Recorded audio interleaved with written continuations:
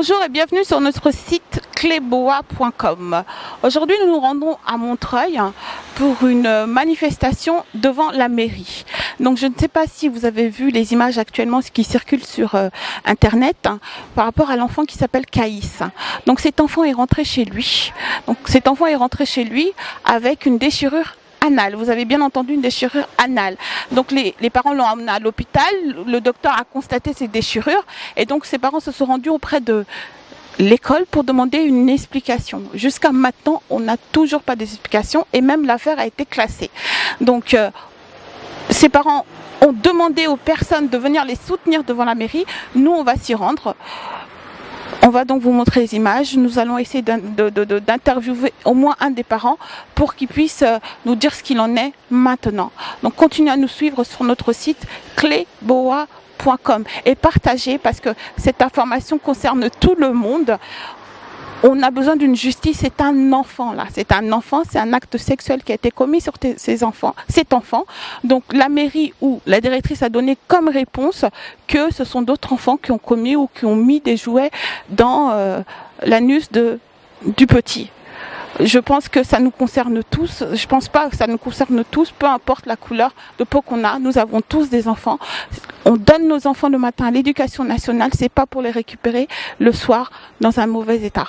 Donc, partagez et faites circuler cette information. À très bientôt sur notre site. Nous avions discuté avec la directrice sollicitant son autorité quotidienne. Cette autorité ne relève pas de la décision du procureur.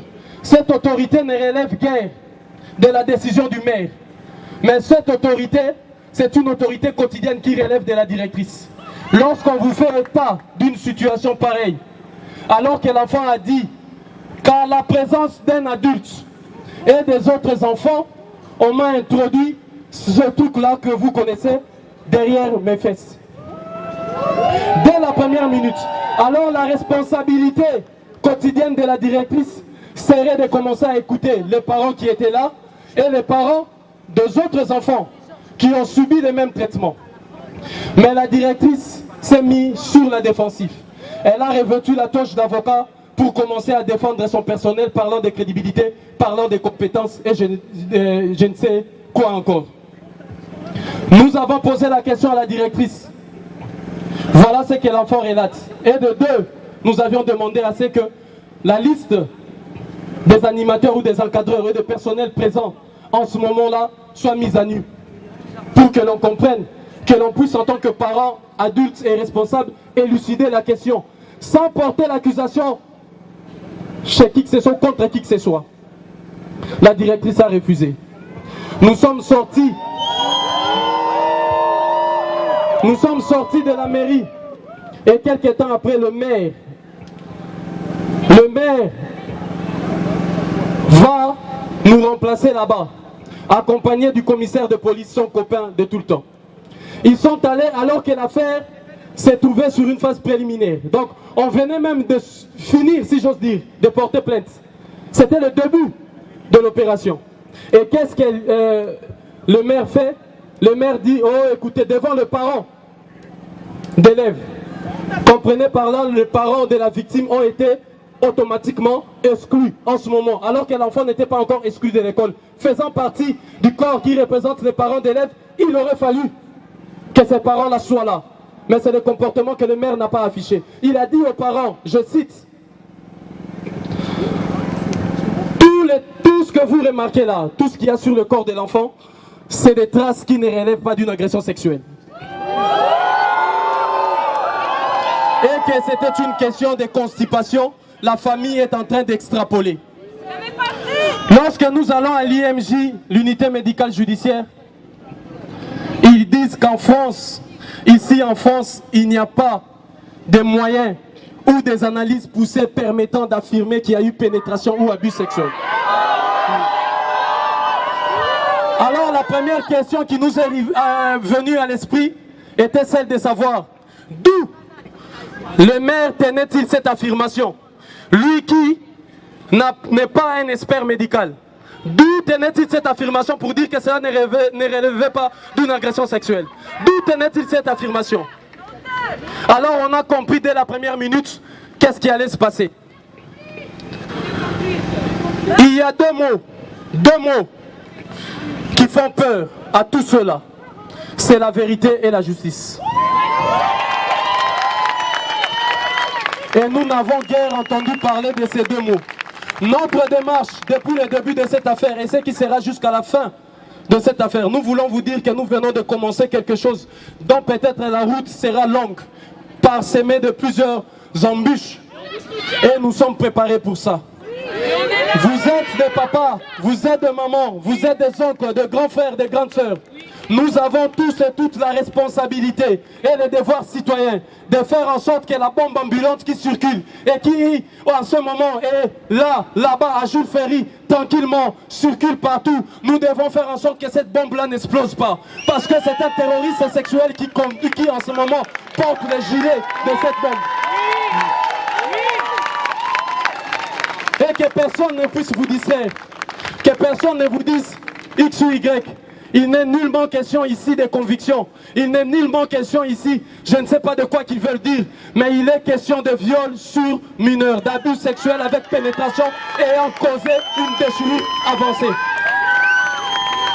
Et c'est ça qui sera notre démarche. Ces mots, mes premiers mots étaient le mot de circonstance. Pourquoi nous sommes là? Pourquoi nous sommes venus? Pourquoi on est là? Et pourquoi vous avez la responsabilité, le devoir de continuer à être là par rapport à tout ce qu'on va donner, on va appeler comme mobilisation. Parce que si on ne secoue pas les cocotiers, les fruits ne tomberont pas. Si on ne secoue pas les cocotiers, les fruits ne tomberont pas. Il y a une sagesse qui sort du plus profond de l'Afrique qui dit: lorsque la demeure de ton voisin est en train de brûler, tu dois l'aider à éteindre la flamme parce que de risques que la tienne aussi puisse brûler. Et ces risques-là que vos enfants demain, nos enfants puissent encore être touchés, nous devons ensemble l'éviter. Nous devons ensemble travailler main dans la cohérence, l'unité, la solidarité, pour que la vérité et la justice triomphent. Pour que la vérité et la justice triomphent. Pour que la vérité et la justice triomphent. Pour que la vérité et la justice triomphent. Pour que la vérité et la justice triomphent. Pour que la vérité et la justice fermez Jules Ferry, fermez Jules Ferry, fermez Jules Ferry, fermez Jules Ferry, fermez Jules Ferry, fermez Jules Ferry, fermez Jules Ferry, fermez Jules Ferry, fermez Jules Ferry, fermez. Il a reçu un commissariat de Montreuil ici. Il est sorti, mais il est là. Il va vous parler et on va continuer la journée comme on l'a prévu. Stéphane.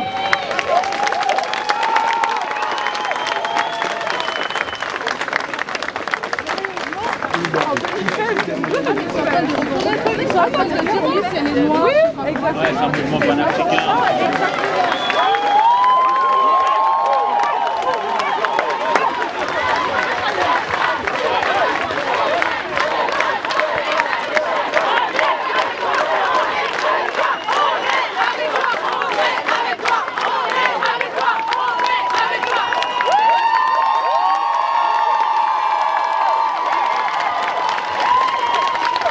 Bonjour à tous. Déjà, un très grand merci à toutes les personnes qui sont présentes. Premièrement, toutes les personnes qui se sont mobilisées sur les réseaux sociaux. Deuxièmement, parce que sans vous, je n'aurais pas été entendu. Et jusqu'aujourd'hui, malgré la mobilisation, je ne suis toujours pas entendu. Je ne vais pas relater les faits, tout le monde sait, les vidéos ont tourné sur Facebook, sur les réseaux sociaux. Mais je vous le dis clairement, pendant une semaine, j'ai pas voulu le dire parce que j'avais honte. Mais clairement, il y a un vrai réseau de pédophiles à Montreuil.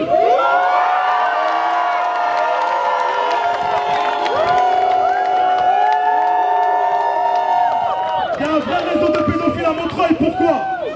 Parce que quand je suis parti voir cette directrice pour lui dénoncer les faits sur mon enfant, elle a tout fait pour camoufler l'affaire.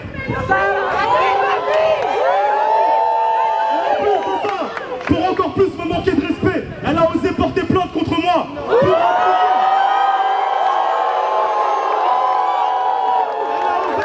Elle a osé porter plainte contre moi pour intrusion en milieu scolaire.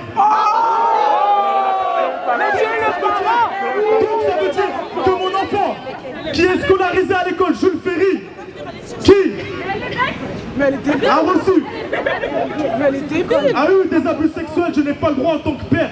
Déjà, j'ai la responsabilité, le droit et le devoir de rentrer dans cette école et de demander...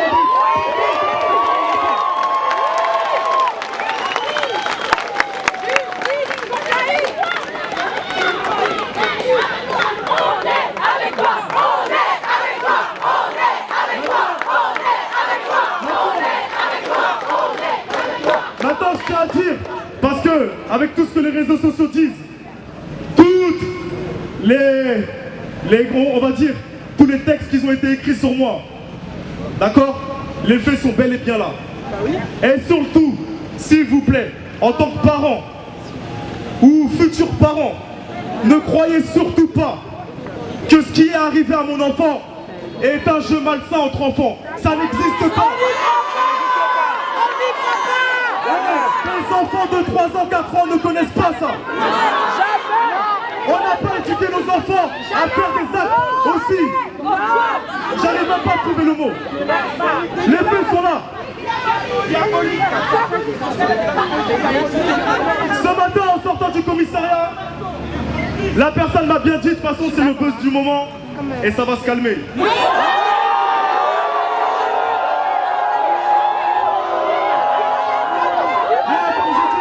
Comme j'ai dit, je le répète, voilà, si j'ai dénoncé, c'est pourquoi? C'est pour dénoncer parce que je pense qu'il y a des parents qui ont eu honte de parler comme moi j'ai eu. J'ai eu honte de parler. La première fois que j'ai entendu cette histoire, j'ai eu honte parce que ça a touché mon orgueil. Ça a touché mon ego. En tant qu'homme, on a du mal à accepter que notre enfant, clairement, a été violé. A été violé. Et là, je le répète, oui, Caïs a vraiment été violé. Donc là, on est en compagnie du père de l'enfant, Caïs, c'est ça? Donc toi, c'est Stéphane, c'est bien ça. Stéphane, j'ai juste une question parce que bon, le discours, on connaît tous l'histoire de ton fils. Moi, je voudrais juste savoir, parce qu'il y en a plein qui disent « Oh non, c'est un mouvement panafricain, c'est juste une histoire de noir. » Tu sais, je vais éteindre les rumeurs directement. Moi, certes, je fais partie d'un mouvement panafricain. Mais mon enfant ne fait pas partie d'un mouvement panafricain. Mon enfant, d'abord, c'est un enfant de la République. D'accord? Et comme je l'ai dit là tout à l'heure dans mon discours, au départ, quand il y a eu l'éclatement de cette histoire, j'ai eu le droit de me poser en tant que fils d'immigré, est-ce qu'il n'y a pas un problème de racisme? Mais avec le temps, ce n'est plus une problématique de racisme ou de pro-black. Cet enfant-là, ce qui arrive aujourd'hui à cet enfant-là, ça arrive à des millions d'enfants. Ça arrive à des millions d'enfants qui, des personnes jusqu'au jour d'aujourd'hui, ils n'ont toujours pas justice. Donc l'enfant qui soit noir ou blanc, ça revient au même, c'est un enfant. Parce que comme j'ai dit, l'enfant, avant d'être confronté au racisme, d'être confronté face au racisme, il ne connaît pas le racisme. Mon enfant, il ne sait pas ce que c'est un noir, un blanc. Tu vois ce que je veux dire? Donc, non, c'est pas... les gens qui veulent dire mouvement pro-black, c'est parce qu'ils veulent surfer là-dessus. Ils veulent surfer sur ça en disant pour me discréditer. Frère, mon enfant, c'est un enfant de la République, il ne fait pas partie du mouvement pro-black. Mon enfant, il ne connaît même pas encore les histoires de l'Afrique. Pour te dire, tu vois ce que je veux dire? Donc, c'est tout ce qu'on entend, c'est les choses pour me discréditer. Et les faits, ils sont là, mon enfant a été abusé. Moi, ce que je veux, c'est la vérité. Voilà, je parle pas de noir, de rebeu, de jaune, de tout ce que tu veux. Moi, ce que je veux, c'est la vérité sur mon enfant, c'est tout. Mon objectif, c'est la vérité sur mon enfant. Donc, toutes les personnes qui parlent de pro-black, ils s'écartent complètement du vrai sujet. C'est qu'on parle qu'ici, en France, dans un état de droit, on a le droit de violer des...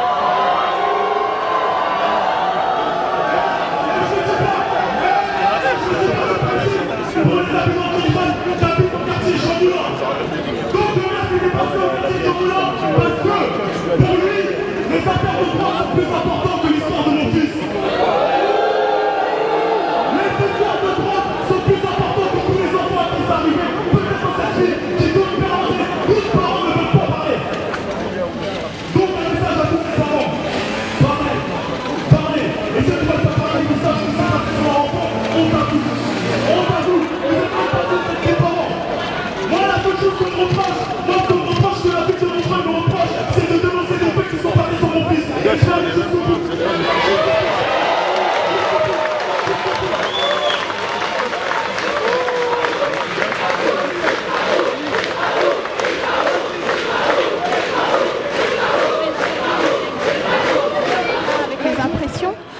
J'ai à côté de moi un jeune homme. Je vous ai vu parler tout à l'heure. Vous avez pris le micro.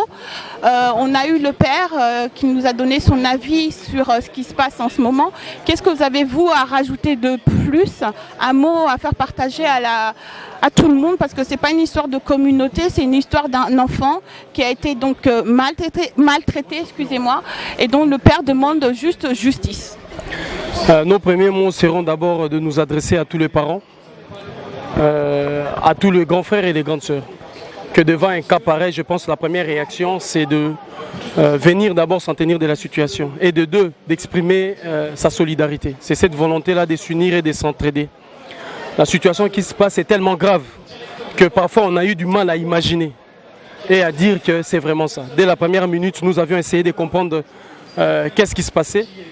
Et je pense qu'un enfant de 3 ans et demi qui a passé quasiment toute l'année dans cette école et qui à aucun moment n'a parlé à son père des faits aussi gravissimes, les faits à un moment donné, et on constate ce qui se passe sur son corps, en tout cas ça ne peut que nous bouleverser.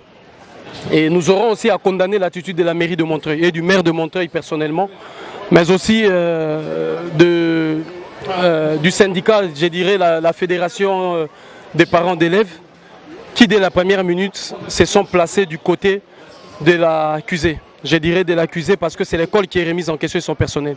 Ils se sont mis à défendre systématiquement le personnel et tout ça, sans pour autant prendre des premières mesures conservatrices qui étaient simplement de limiter l'activité du personnel. Au lendemain de fait, alors qu'on a fait connaître le fait, l'activité continue normalement comme si rien n'était. Tout continue normalement et c'est ce que nous reprochons aux institutions différentes et nous leur reprochons ces faits. Et nous condamnons fermement cette attitude et nous pensons que dans les jours à venir, ça se passera autrement par rapport à tous ceux qui seront victimes de cet acte ô combien ignoble.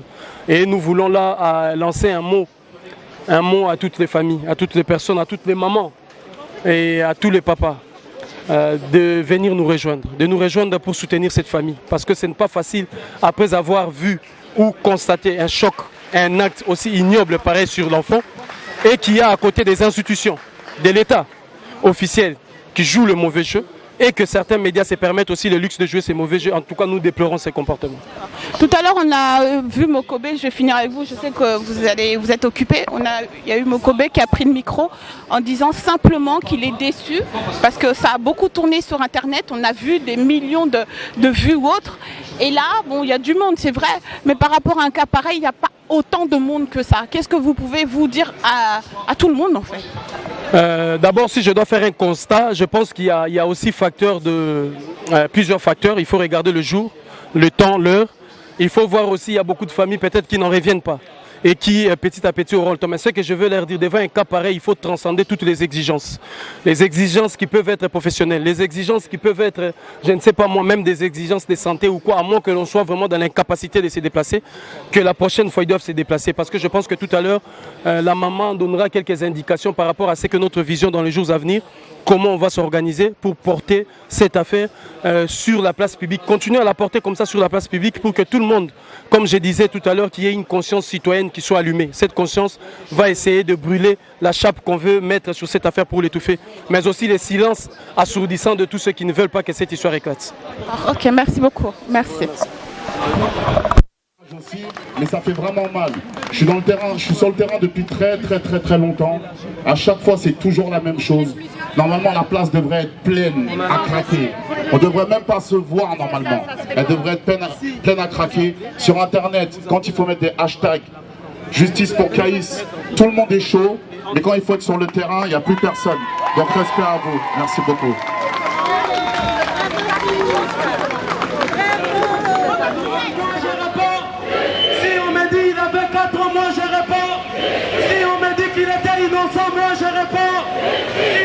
Qu'il n'a pas su se défendre, moi je réponds.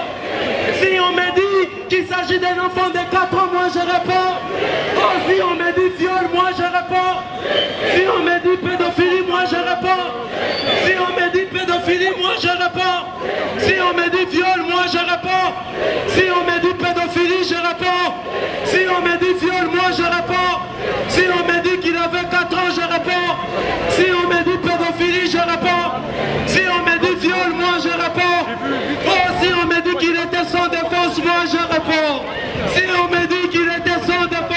je réponds. Si on me dit qu'il était sans défense, moi je réponds. Oh, si on me dit qu'il a été abusé, moi je réponds. Si on me dit qu'il s'agit d'un viol, moi je réponds. Fermez! Fermez! Fermez!